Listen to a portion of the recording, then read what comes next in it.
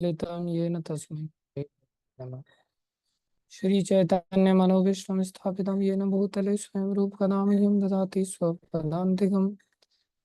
वन्देऽहं श्रीगुरुं श्रीयुतापदकमलं श्रीगुरुन् वैष्णवांश श्रीरूपं सागरजातं सहगणा रघुनाथान्वितं तं सजीवं साद्वैतं सावधूतं परिजनसहितं कृष्णचैतन्यदेवं श्रीराधाकृष्णपदां सहगणललिता श्रीविशाखान्वितांश्च। हे कृष्ण करुणा सिंधु दीनबंधु जगतपते गोपेश गोपीकांत श्री राधा कांत नमस्तुते। तप्त कांचन गौरंगी राधे वृंदावनेश्वरी वृषभानुसुते देवी प्रणमामि हरि। वाञ्छाकल्पतरुभ्यश्च कृपा सिन्धुभ्य एव च पतितानां पावनेभ्यो वैष्णवेभ्यो नमो नमः। जय श्री कृष्ण चैतन्य प्रभु नित्यानंद श्री अद्वैत गदाधर शिवासादि गौर भक्त। हरे कृष्ण कृष्ण कृष्ण हरे हरे, हरे राम राम राम हरे हरे। हरे कृष्ण कृष्ण कृष्ण हरे हरे, हरे राम राम राम हरे हरे। हरे कृष्ण कृष्ण कृष्ण हरे हरे, हरे राम राम हरे। गुरुवे गौरचंद्राय राधिकाय तदालय कृष्णाय कृष्ण भक्ताय तद्भक्ताय नमो नमः। हरे कृष्णा। सभी भक्तों का हार्दिक अभिनंदन है, स्वागत है। गुरु वैष्णवों की दया से श्री चैतन्य शिक्षाष्टकम की चर्चा हम कर रहे हैं, इसलिए जो कुछ कहें कृपा करके ध्यान से श्रवण कीजिए। पहले श्लोक की हम ऑलरेडी चर्चा कर चुके हैं। चेतो दर्पण मार्जनम भवमहादावाग्नि निर्वापनम श्रेय कैरव चंद्रिका वितरणम विद्यावधो जीवनम आनंदमबुधिवर्धनम प्रतिपदम पूर्णामृतास्वादनम सर्वात्मस्नपनम परम विजयते श्री कृष्ण संकीर्तनम। श्री कृष्ण संकीर्तन की परम विजय हो। जो कैसा शक्तिशाली है, बोले 7 फलों को देने वाला है। पहले तो ये मनुष्य शरीर ही बड़ा दुर्लभ है। दुर्लभ मनुष्य शरीर में बहुत ही कम लोग ऐसे होते हैं जो ऐसी परिस्थिति अनुकूल पा लेते हैं कि उनको कृष्ण संकीर्तन करने का एक मौका मिल जाता है। परिस्थितियां अनुकूल नहीं है संसार। ये संसार अच्छे लोगों से भरा हुआ नहीं, जैसे हम कल बता रहे थे। This material world is not a place to live for a gentleman या जेंटल लोग नहीं। अच्छी चीज में कोई सहयोग नहीं करने वाले नहीं मिलेंगे। ज्यादातर तो परिस्थितियां ही अनुकूल लोगों के लिए नहीं होती। कुछ न कुछ समस्याओं से सब लोग व्यक्तिगत तौर से घिरे रहते हैं। और हिरण्यकशिपु जैसे और भी लोग होते हैं जो दूसरे लोगों को इन सब चीजों में रुचि नहीं लेने देते। ये तो बड़ा एक प्रकार से जीव के लिए देखा जाए तो 80 लाख योनियां ऐसी हैं जिनमें परिस्थिति नहीं है कि हम कृष्ण संकीर्तन कर सकें। उनमें से केवल 4 लाख मनुष्य शरीर की योनियां हैं जिनमें से श्री कृष्ण संकीर्तन का सौभाग्य वो लोग प्राप्त करते हैं।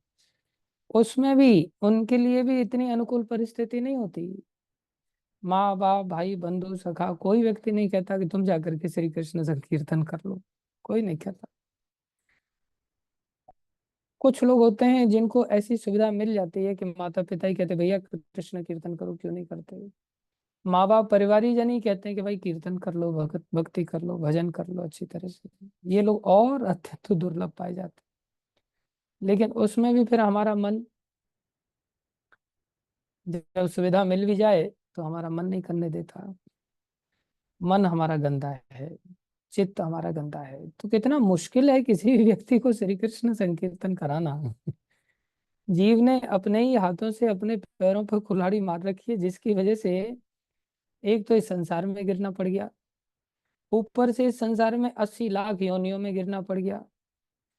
उस 80 लाख योनियों में से कोई 4 लाख मनुष्य शरीर में भी अगर आ जाए तो उसमें भी माता पिता पीछा नहीं छोड़ते, वो लोग परिवारीजन उसको नहीं करने देते। उसमें से भी अगर अनुकूल बना दिया जाए, उसको भी अगर अनुकूल कर दिया जाए, तो व्यक्ति का चित्त उसको करने नहीं देता, चित्त गंदा है। इसलिए कठिनाई पर बहुत सारी कठिनाइयां हैं, इसलिए भगवान को ये हरिनाम संकीर्तन सुलभ बनाना पड़ा। और बिना इसके समाधान भी कोई नहीं है इसको साफ करने के, तो भगवान ने क्या किया, इसको सुलभ बना दिया। सर्वश्रेष्ठ साधन जिसकी कीमत बहुत होनी चाहिए थी, जिसकी प्राप्ति भगवान की प्राप्ति से भी कठिन होनी चाहिए, भगवान ने उस सर्वश्रेष्ठ साधन को सर्वसुलभ बना दिया, सार्वभौमिक बना दिया, सार्वजनिक बना दिया, सार्वकालिक बना दिया, सारी शक्तियों से युक्त होते हुए कोई अपेक्षा नहीं रखा। नाम नामकारी बहुधा निज सर्वशक्ति, तत्र अर्पिता नियमित स्मरणेन कालः, एतादृशी तव कृपा भगवान ममापि, ऐसी कृपा भगवान ने हमें दी है। दुर्दैव में दृश्य में हाजनी नानभाग, हमारा ऐसा दुर्दैव कि हम इसका सौभाग्य को प्राप्त नहीं कर पाते।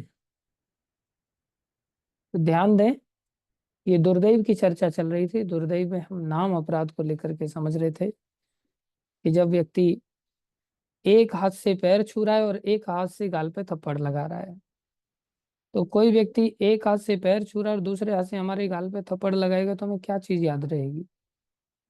पैर छूना याद रहेगा या थप्पड़ खाना याद रहेगा?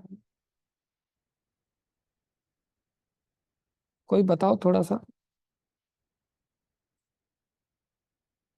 थप्पड़ खाना याद रहेगा। पर्वत मुनि जी बता रहे हैं थप्पड़ खाना याद रहेगा। तो भगवान के नाम को अगर एक और तो कोई व्यक्ति जप रहा है बड़े सम्मान के साथ, और दूसरी ओर भगवान के नाम पे ही थप्पड़ लगा रहा है, तो भगवान का नाम भी थप्पड़ को याद रखता है, पैर छूने को भूल जाता है। भगवान का नाम कोई कहे भगवान से अभिन्न है, और भगवान की छाती पर तो भगवान विष्णु के भृगु के द्वारा लात मारी गई थी, और फिर भी उन्होंने लात को याद नहीं रखा, उन्होंने चरणों को पकड़ लिया भृगु ऋषि के और कहने लगे मेरी छाती बड़ी कठोर है प्रभु, आपके चरणों में अवश्य चोट पहुंची होगी, मुझे क्षमा कर दीजिए। तो बोले भगवान जब सहन कर सकते हैं थप्पड़ को लात को, तो फिर भगवान का नाम नहीं सहन कर सकता क्या? बोले भगवान का नाम भगवान से भी ज्यादा दयालु और ज्यादा सहन कर सकता है उल्टा। लेकिन भगवान भी अपने भक्तों के प्रति किए गए अपराध को सहन नहीं करते, ये विशेष बात।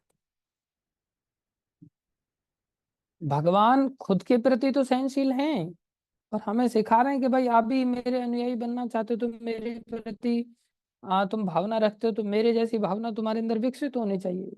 तुम्हें खुद के लिए तुम्हें भी सहनशील होना चाहिए। लेकिन भगवान अपने भक्त जैसे अम्बरीश महाराज के प्रति दुर्वासा ऋषि ने अपराध किया, तो फिर भगवान ने सहन नहीं किया। इसी तरह से भगवान अपने भक्तों के प्रति किए गए अपराध को फिर सहन नहीं करते, भगवान का नाम भी फिर सहन नहीं करता। इसलिए पहले अपराध से ही सावधान होने की आवश्यकता है, जिसमें हमने सीखा था कि भक्तों के प्रति हमें अपराध नहीं करना चाहिए। क्या अपराध होता है भक्तों में? अपराध सबसे पहले तो दिखाई देता है। कैसे दिखाई देगा? सबसे पहले कोई गलती दिखाई देगी, कोई अभाव दिखाई देगा, कोई समस्या दिखाई देगी, और उसको लेकर के सबसे पहले हम निंदा चुगली चालू कर देते हैं, चर्चा करने लग जाते हैं। तो पहले मन में आता है अपराध, फिर वचन में आता है, और फिर शरीर में आने लगता है। इस प्रकार से मनसा वाचा और कर्मणा, हम तीनों ही रीति से भक्तों के प्रति अपराध करने लग जाते हैं। बोले ऐसा मन बनाओ, ऐसा मन बनाओ कि भक्तों के अंदर कभी दिखाई ही न दे कोई चीज हमको, ऐसा हमारा मन बन जाए। ऐसा तब बनता है जब हम भक्तों की महिमा को नित्य श्रवण करते हैं। जब नित्य श्रवण करते हैं तो कुछ न कुछ गुण उनके अंदर दिखाई देने लगते हैं। लेकिन हमारी भी एक गंदी आदत है कि हम भी निंदा ही श्रवण करते हैं, महिमा कौन श्रवण करता है? किसी भी भक्त को लेकर के अगर कहीं चार भक्त बैठे हो तो प्राय चार भक्तों के बीच में आप कभी ठंडे दिमाग से सोचना, कहीं भी चार भक्तों के बीच में किसी न किसी की चर्चा होगी तो पहले तो भगवत चर्चा होती ही नहीं है। कोई कहे चलो भगवत चर्चा नहीं होती है तो भक्तों की चर्चा होती होगी, भक्तों की चर्चा तो भगवान की चर्चा से भी बड़ी है। बोले हाँ सही बात है, लेकिन भक्तों की चर्चा में गुण वाली चर्चा कम पाई जाती है, भक्तों की चर्चा अवगुण वाली ज्यादा पाई जाती है। तो भगवान की एक बार को निंदा कर लो चलेगा, लेकिन भगवान के भक्तों की निंदा करोगे तो 100 गुना खतरनाक हो जाती है। क्योंकि भक्तों के बारे में भगवान ने ऐसा घोषणा किया पद्म पुराण में, वो कहते हैं मत सेवनम शतगुणम मद भक्ता भी सेवनम, अगर कोई मेरी सेवा करता है तो मेरे भक्तों की सेवा करने पर उसको 100 गुना फल मिलता है उससे। मद बंधनम सदगुणम मद भक्ता भी बंधनम, अगर कोई मेरी वंदना करता है, मेरी स्तुति करता है तो भक्तों की स्तुति करने वाले व्यक्ति को मेरे से 100 गुना उसका फायदा मिलता है। मद भोजनम सदगुणम मद भक्ता भी भोजनम, अगर कोई मेरा भोजन कराता है और मेरे को जो फल प्राप्त होगा उसको भोजन कराने के बाद, बोले उससे 100 गुना फल उसको भगवान के भक्तों को भोजन कराने से प्राप्त हो। और बोले मद कीर्तनम शतगुणम मद भक्ता भी कीर्तनम, मेरा कीर्तन से ज्यादा उसको 100 गुना फायदा मेरे भक्तों के कीर्तन से मिलेगा। भक्तों को भगवान ने इतना बड़ा अधिकार दिया। और महाराज एक बड़ी सुंदर घटना सुनाते हैं कि एक व्यक्ति था, उसके बेचारे के संतान नहीं थे, तो नारद जी उसके यहाँ पहुंच गए।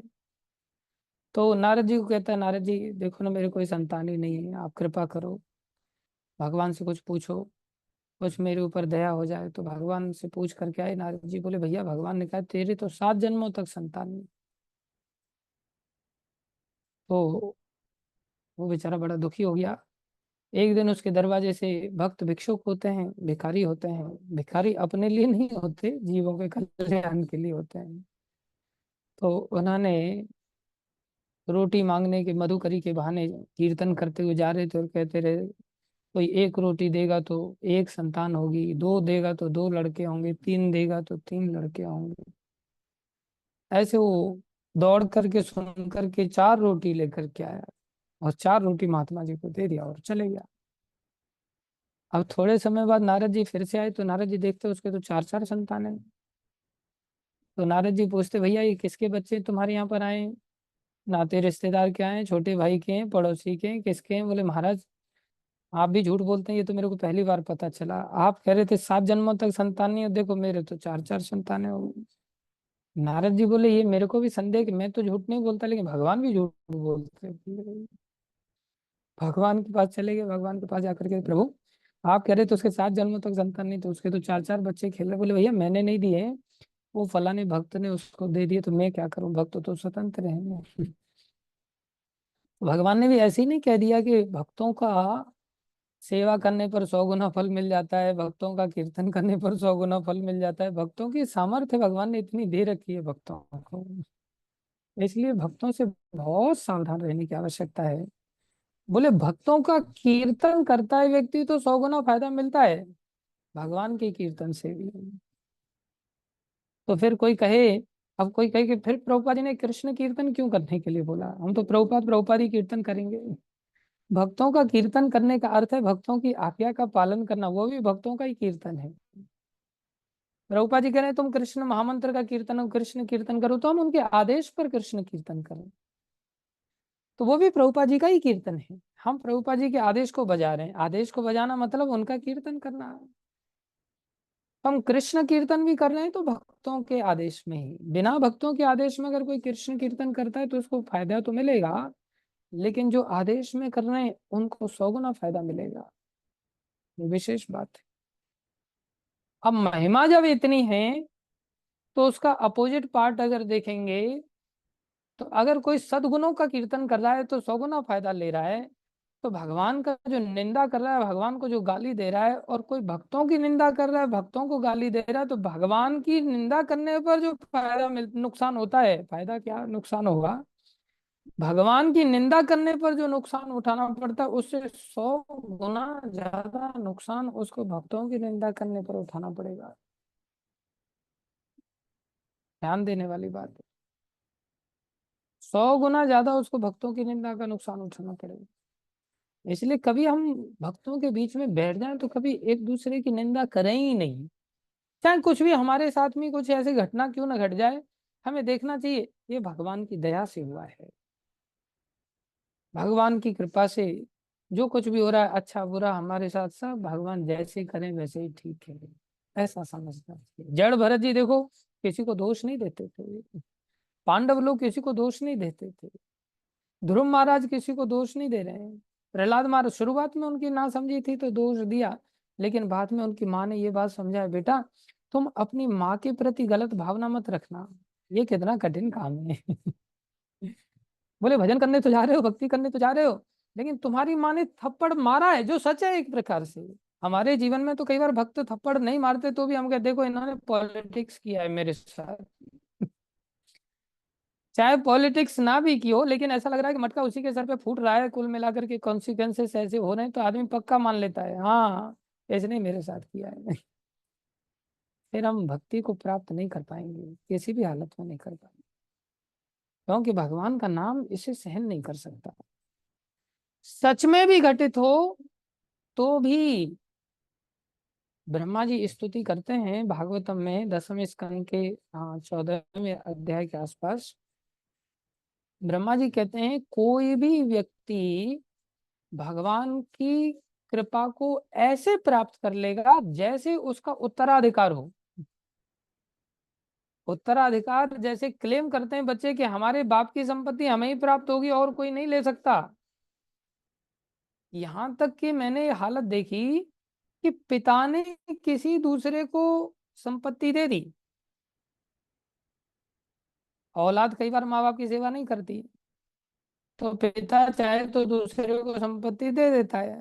तो एक केस ऐसा हुआ कि पिता ने संपत्ति किसी व्यक्ति को दे दिया, दूसरे को दे दिया, तो औलाद ने केस ठोक दिया कि मेरा पिता मेंटल है, पागल हो गया है, इसलिए इसके द्वारा जो किया गया कार्य है, रजिस्ट्री है, इसे नल एंड वॉइड घोषित किया जाए। बताओ।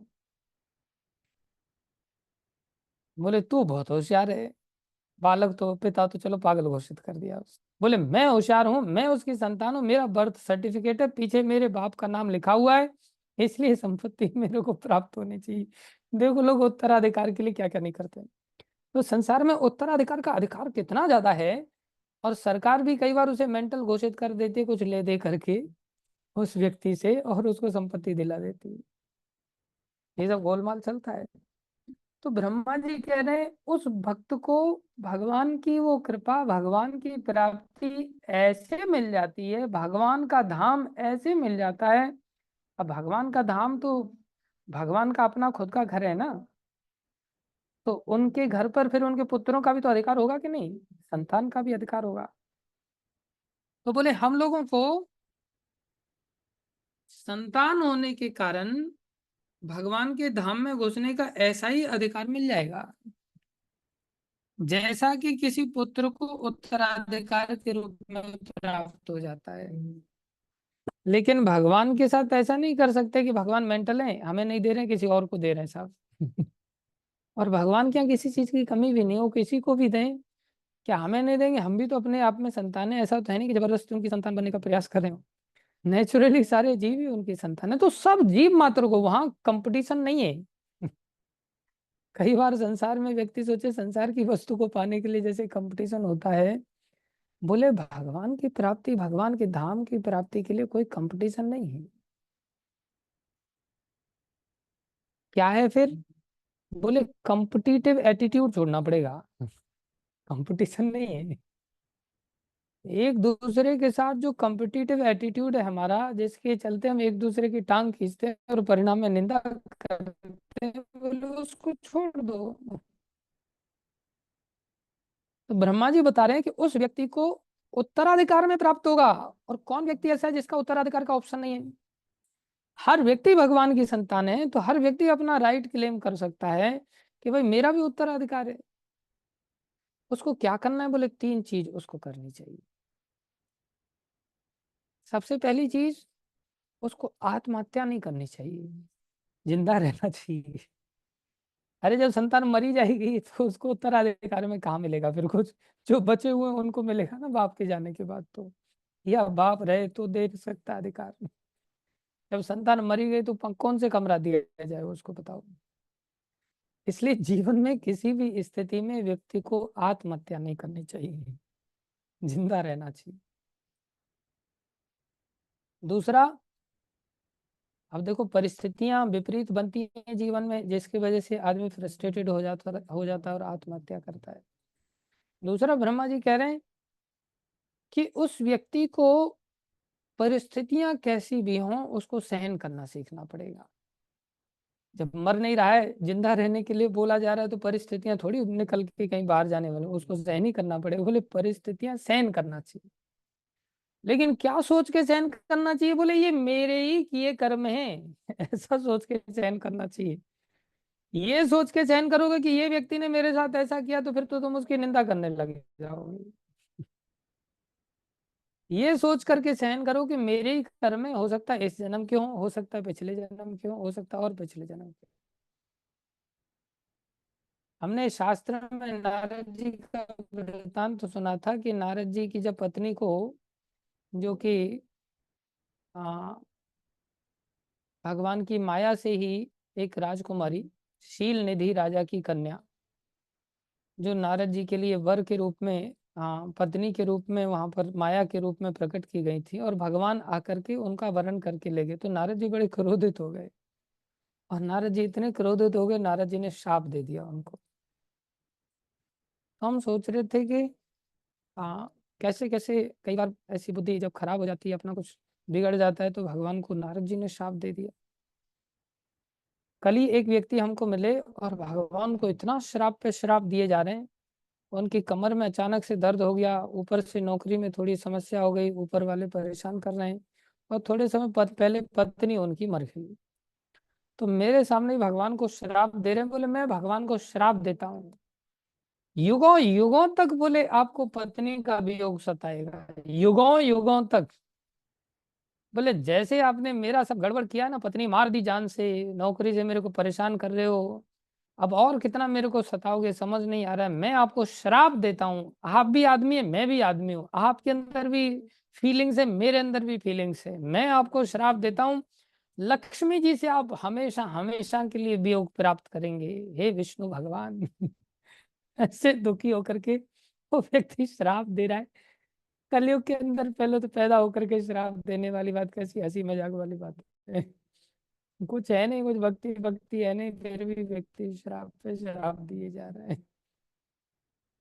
तो संसार में जब हमारे सामने विपरीत परिस्थितियां आती तो हमसे सहन नहीं होती, फिर हम भगवान को भी नहीं छोड़ते तो भक्तों को कहाँ से छोड़ेंगे श्राप देने में पीछे नहीं रहते, धड़ाक से श्राप देते थे। एक भक्त मेरे को कहता है, प्रभु जी आप कहें तो आपके साथ इस व्यक्ति ने ऐसा कुछ किया तो मैं श्राप दे दूं क्या? मैं बोला, रहने दे भैया, रहने, थोड़ा शांत हो जा। फिर मैं सोचा यार, मैंने इसको भक्ति मार्ग में लाने में निमित्त बना, तो अभी तक मेरे अंदर क्यों नहीं है ये श्राप देने की ताकत? मैं देख रहा हूँ मेरे अंदर आई नहीं, इसके अंदर श्राप देने की ताकत आ गई। मैं कंफ्यूज हो गया, मतलब शायद इसके अंदर जरूर आ गई होगी।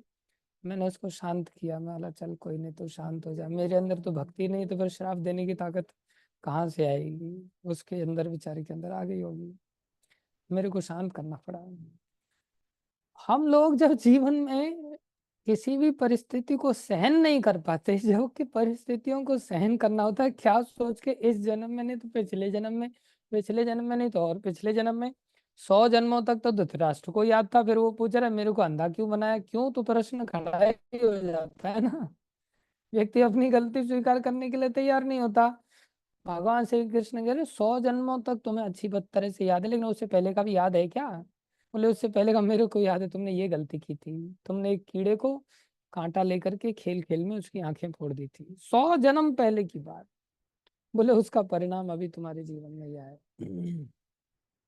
इसलिए तुम जीवन में ये ध्यान रखो कि किसी भी स्थिति में जो कुछ भी परिणाम विपरीत आ रहा है हमारे जीवन में, समझ लो हमारे ही कर्म है, पूरी तरह से गांठ बांध लेना चाहिए कि हमारे ही कर्म है, और मुस्कुराते रहना चाहिए, सहनशील हो जाना चाहिए व्यक्ति। हर स्थिति को सहन करने की क्षमता होनी, फिर कितने झगड़े समाप्त हो जाएंगे। देखो टेंशन सिर का कितना खत्म हो जाएगा। नहीं तो हम किसी की निंदा करेंगे और दूसरा सुने नहीं बाई चांस, तो कितना बड़ा दुख लगता है, ये भी नहीं मेरी सुन रहा है, मेरी कोई सुनने वाला है ही नहीं, मर जाता हूँ सीधा इससे ज्यादा जा करके, और क्या करूँ, कोई नहीं सुन रहा, मैं तो अकेला ही पड़ गया हूँ। अरे तुम अकेले नहीं हो, भगवान तुम्हारे साथ है, भगवान बिल्कुल हृदय में तुम्हारे साथ है, परम शक्तिशाली भगवान साथ है। लेकिन व्यक्ति आत्महत्या करने लगता है, सहनशील नहीं हो पाता। इसलिए अपने कर्मों का ही मैं दंड पा रहा हूँ, ऐसा सोच करके व्यक्ति को सहनशील होना चाहिए। और एक काम और करना पड़ेगा, तीसरा एक काम और ये है कि उसको सेवा करनी पड़ेगी। सेवा करे बस, फ्री न रखे अपने आप को, सेवा से ही पूर्व के पर कर्म कट जाएं। सेवा तीन प्रकार से होती है, मनसा, वाचा, शारीरा, जिसको कर्मणा भी कहते हैं। मन से भी, वचन से भी, और शरीर से भी। जो हम मन से धीरे धीरे संस्कार विकसित करते हैं, अब जैसे कथा सुन रहे हैं तो हमारे मन के द्वारा हम, हाँ, एक प्रकार से सेवा में लगे हुए हैं, बुद्धि के द्वारा हम सेवा में लगे हुए हैं। इससे मन हमारा सध जाता है, अन्यथा मन कैसे सधेगा। वाचा मतलब जैसे हम भाषण दे रहे हैं, ये एक सेवा है। आप लोग जो जप करते हैं वो एक सेवा है वचन से। दूसरे लोगों को बोधयंत परस्परम करवाते हैं, वो सेवा है। वो वचन की सेवा है। शारीरा सेवा, झाड़ू लगाना, पोछा लगाना, चपाती बनाना, सब्जी काटना, साफ सफाई करना, कपड़े धोना, बुक डिस्ट्रीब्यूशन करना, बहुत सारी शरीर की सेवाएं सुबह से लेकर के शाम तक। बोले तीनों प्रकार की सेवाएं करनी चाहिए। केवल अब मैं तो वचन की सेवा करता हूँ, मैं क्यों झाड़ू लगाऊं, मैं तो बहुत बड़ा आदमी होगा, मैं क्यों पोछा लगाऊं। हर व्यक्ति को कुछ ना कुछ सेवा करना चाहिए। ये तीन काम जैसे ही कोई व्यक्ति करता है, पहला जीवित रहे, दूसरा सहनशील हो, ये सोचते हुए कि भगवान ने कृपा करके मेरे को थोड़ा सा ही दंड दिया है मेरे ही कर्मों का, भगवान तो दयालु है, और तीसरा सेवा में लग जाए। बोले ऐसा करने से उत्तराधिकारी बन जाएगा वो, भगवान के धाम को प्राप्त कर लेगा, उसी तरह से जैसे उत्तराधिकारी जमीन में अधिकार प्राप्त कर लेता है, संपत्ति में अधिकार प्राप्त कर, भगवान की प्राप्ति हो जाए। तो ये चीजें तब होंगी जब हम भगवान की सेवा करें, भक्तों की सेवा करें, लेकिन भक्तों की निंदा करें तब कितना खतरनाक हो जाएगा। प्राय हम सभी किसी भी परिस्थिति में भूल करके भी किसी की भी निंदा चुगली नहीं करो, बिल्कुल मत करो। ये बात गांठ बांध ले, और पहला ही नाम अपराध है, सारे अपराधों की जड़ी यहाँ से चालू होती है। दूसरी हम चर्चा कर चुके हैं, नाम को भगवान का अन्य नामों से बराबरी करना, या अन्य नामों को भगवान से स्वतंत्र मानना, या अन्य ईश्वरों को स्वतंत्र मानना गलत है। गुरु जी की अवज्ञा नहीं करनी चाहिए। कल हमने एक घटना भी सुनाया था, गुरु का सम्मान इतना होना चाहिए, चाहे भील जाति के ही गुरु बन करके कार्य क्यों न कर रहे हो, तो भी वो सम्माननीय है, पूजनीय है, सबके सामने सम्माननीय है, सबके सामने पूजनीय है। चौथा है, शास्त्रों का खंडन नहीं करना चाहिए, शास्त्रों में विश्वास होना चाहिए। शास्त्र का भी हम ऑलरेडी चर्चा कर चुके थे, शास्त्र ही है जो जीव का उद्धार करने का एकमात्र रास्ता दिखाने वाले हैं। लेकिन हमारा शास्त्र में विश्वास ही नहीं होता। शास्त्र कह देता है ना, अरे भैया तुमको पता है, बोले क्या, बोले दूध का समुद्र है, क्षीर सागर। जैसे ही क्षीर सागर सुनेंगे एकदम दिमाग घूमने लग जाएगा। दूध का सागर कैसे हो सकता है, दूध का तो गिलास भी मिलना बहुत मुश्किल हो गया है। यूरिया घोल घोल करके बोले पीना पड़ रहा है, आटा घोल घोल करके लोग पी रहे हैं, और ये दूध के समुद्र की बात करते हैं सीधा। अरे खारे पानी का समुद्र, मीठे पानी का भी समुद्र नहीं है, मीठा पानी भी 20 रुपया लीटर आता है। खारे पानी का समुद्र भले मिल जाए, जैसे कोई मुंह में भी नहीं देना चाहता, और इतना कीमती दूध, दूध का समुद्र। बोले हाँ भैया दूध का भी समुद्र है। अब उनको कैसे समझाएं, अब उनको समझ ही नहीं आता ब्रह्मांड की रचना कैसे कैसे रोम रोम से निकल निकल के हो जाती है, और शास्त्र कह रहा है लेकिन उनको समझ ही नहीं आएगा। अब कोई कह सकता है भगवान कृष्ण सामने आ जाए, कृष्ण सामने आकर के देख करके बोले पता है सारे ब्रह्मांड इन्हीं के अंदर समाये हुए हैं, कौन मानेगा? कृष्ण को देख करके कोई कहेगा सारा ब्रह्मांड इनके अंदर है? अरे हमारी आपकी तो चला ही क्या।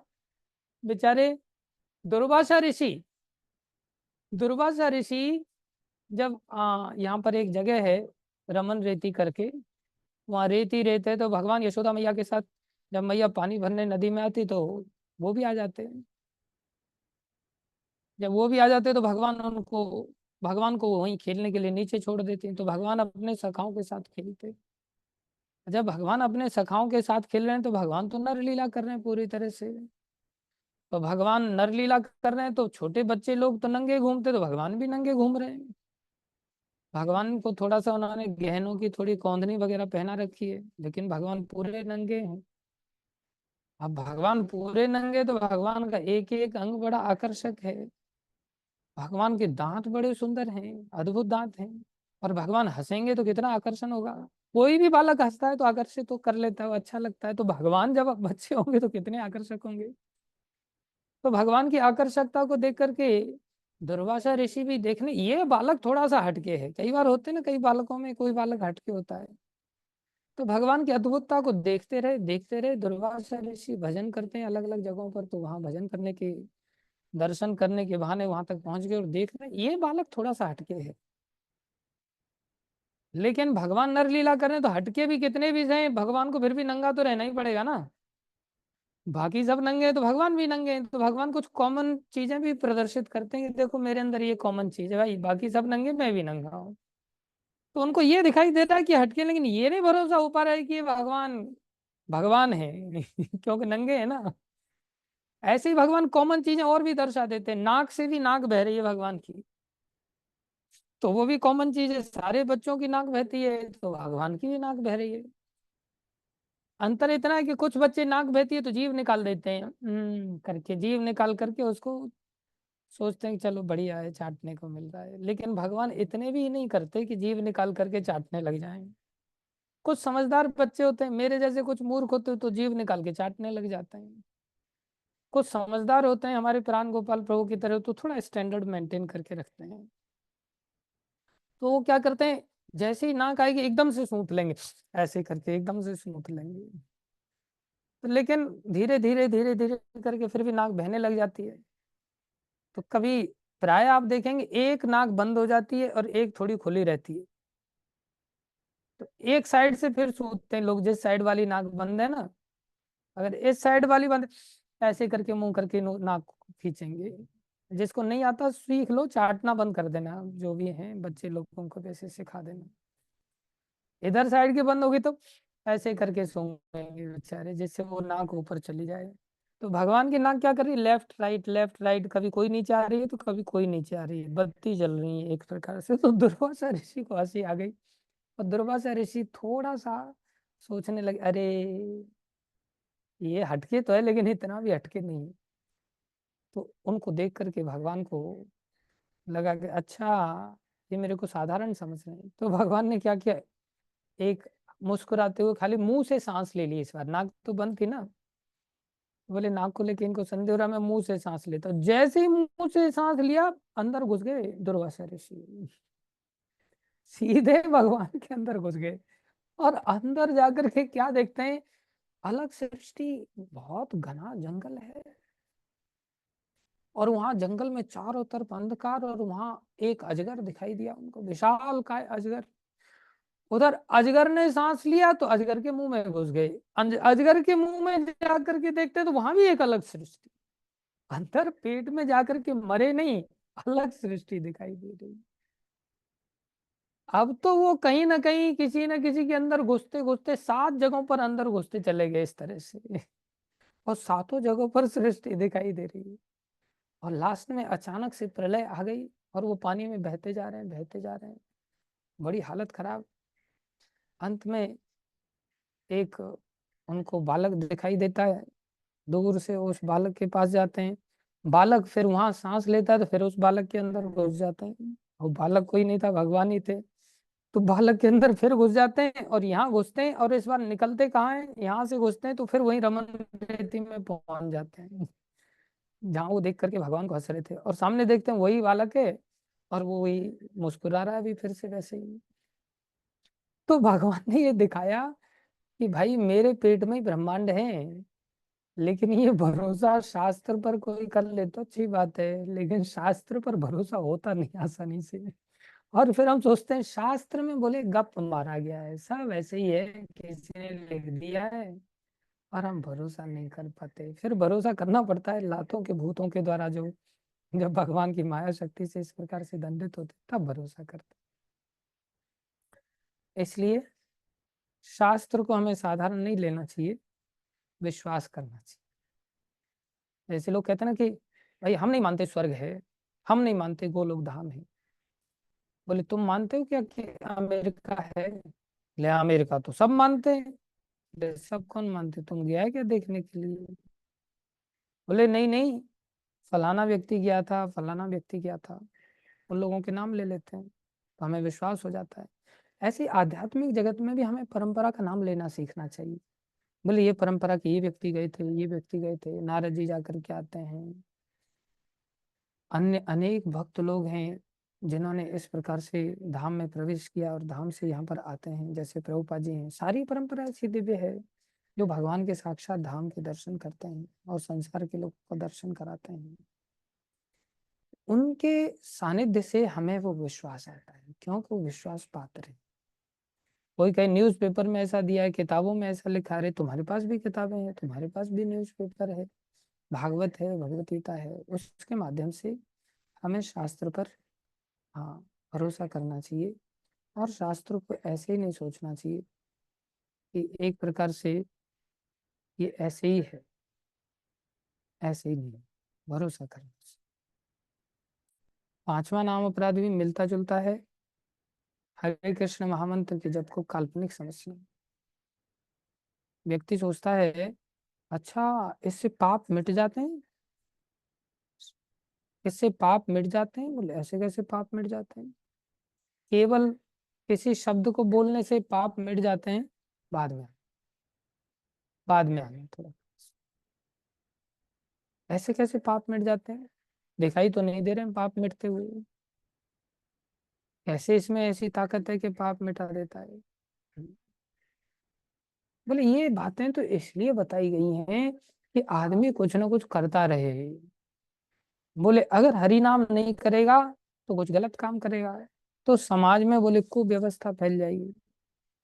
इसलिए गलत काम से उसको बचाने के लिए, गलत काम के लिए उसके पास फुर्सत ही मत दो, इसके चलते उसको माला पकड़ा दो, और माला घुमाता रहेगा, घुमाता रहेगा, घुमाता रहेगा, तो न चोरी का दिमाग में आएगा, न दूसरे उल्टे सीधे काम आएंगे। बस फालतू काम है, एक प्रकार से कम बुरे काम से तो बच जाएगा। इसके चलते बोले हरि नाम बोला गया है।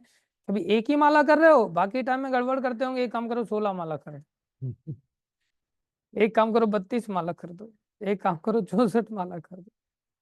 या कोई इससे प्रेम मिल जाएगा, कृष्ण प्रेम, अरे कृष्ण ही नहीं है तो फिर कृष्ण प्रेम कहाँ से मिलेगा? कृष्ण प्रेम क्या होता है? या एक नाम में इतनी ताकत है, कुछ भी मत बोलो, कितने नाम ले चुके अभी तक कुछ नहीं हुआ। अब उसके मीनिंग को नहीं समझेंगे कि भाई अपराध की वजह से तुम्हारा दुर्दैव बना हुआ है, लेकिन जब नाम की महिमा शास्त्र में पढ़ते हैं तो सोचते हैं ये तो अतिशयोक्ति है, कुछ ज्यादा ही वर्णन कर दिया है, व्यक्ति को लगाने के लिए ये सब कुछ वर्णन किया गया है। ऐसा जब हम सोचते हैं तो उसके चलते हम विश्वास नहीं कर पाते। जबकि विश्वास करना चाहिए कि भाई एक बीज छोटा सा वृक्ष का, उस बीज के अंदर कितनी ताकत है, देखने से नहीं पता चलेगा, लेकिन उस बीज के अंदर इतनी ताकत है कि कितना बड़ा वट वृक्ष, कितना बड़ा पीपल का वृक्ष, ये सब निकल के आ जाता है। ऐसे कृष्ण नाम वो बीज है कि इस बीज में से ही साक्षात कृष्ण निकल के आ जाएंगे, कृष्ण प्रेम को दे देगा, सारे पापों को नष्ट कर देगा। लेकिन विश्वास ही नहीं। शास्त्र कुछ क्रियाओं में विश्वास कराने के लिए मजबूर भी करता है हमको। अब गंगा जी है, बोले वो भी पानी है, साधारण संसार का नदियों का पानी वो भी पानी है, लेकिन गंगा जी का पानी में विशेषता है, शास्त्र बता रहा है। बोले साइंटिस्ट लोग जब स्काई लैब वगैरह में ऊपर जाते हैं तो गंगा जी का पानी लेकर के जाते हैं। क्यों लेके जा रहे हो भाई गंगा जी का पानी? दूसरा भी तो पानी है, तुम लोग फिल्टर वगैरह भी कर ले, तो गंगा जी के पानी को क्यों लेकर के जा रहे हो? फिल्टर करने में भी तो बहुत पैसा लगता है ना वहाँ। गंगा जी के पानी बोले फिल्टर करने की जरूरत नहीं, वो खराब ही नहीं होता। तो शास्त्र मजबूर भी कर रहा है हमको कुछ बातों को लेकर के विश्वास करो, लेकिन सारी बातों पर भरोसा नहीं होता, इसलिए हम काल्पनिक मान लेते हैं। ये कब तक नहीं होगा? जब तक कि हम निरंतर ऐसे विश्वास पात्र भक्तों का सानिध्य नहीं करेंगे और ऐसे भक्तों का हमें महिमा सुनने को नहीं मिलेगी ऐसे भक्तों से, तब तक हम अपने जीवन में ऐसा ही सोचेंगे। इसलिए भगवान के नाम को काल्पनिक मानना, कल्पना बुद्धि, ये गलत है। किसी व्यक्ति ने अपने फायदे के लिए इस प्रकार से नाम बना दिया है और वो अपना फायदा उठा उठा के लेके जा रहे हैं। छठवां है अर्थवाद का आरोपण करना। अर्थवाद का आरोपण अर्थात अपना अर्थ लगाना।